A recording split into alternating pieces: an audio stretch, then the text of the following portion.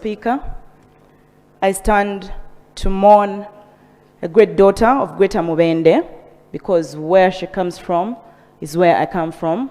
Only that the districts were later cut into many others. And she served that community diligently. I would like to say that when I was a young girl, growing up as a young girl in Mityana, we only heard about leaders like herself, Joyce Mpanga, and another one called Zerida Rwabushagara. And I grew up aspiring to be the kind of woman that she was. I was privileged that later in life, when I became a journalist, I came into contact with her. I got a rare opportunity in a sit-down conversation in 2017, and she told me a lot of things. I had gone to do an interview about education, but we ended up talking a lot about her personal life. And that's when she told me when she lost her husband and the kind of courage that she picked to look after her children. Of course, I knew her son, Owek Daudi Mpanga, as my friend.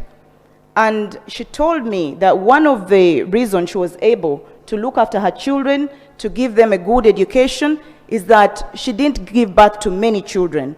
So she had few, and she was able to look after them. But most importantly, she had the courage to work and get money and look after them without self-pity. Right Honorable Speaker, when you look at so many of our women, they take a lot of self-pity on themselves. That was not the Honorable Joyce Mpanga. And I think it's a lesson that we should pick as women. Many have talked about, we all the time saying, oh, because I'm a woman, I need to be favored, I need this, because I'm a woman, I should, in those kinds of terms. And I think we need to pick lessons from women like Honorable Joyce Mpanga.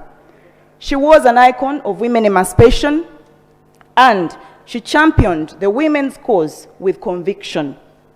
Right Honorable Speaker, her interest was for all women or girl children to access education the same way that the male counterparts would access education. And for that, we need to emulate her and work towards that. Unfortunately, the Honorable Joyce Mpanga takes leave at a time when the women movement has been hijacked by self-seekers, and yes, vulgarized, but also sacrificed for political expedience. And I think this is where most of us who hold the women cause dear should rise up, emulate Joyce Mpanga and the rest in her caliber to do what they did. Probably we may not do it to their extent, but to try and live like those kinds of women. Thank you, Right Honorable Speaker. Thank you. Honorable Christine. Thank you, Right Honorable Speaker.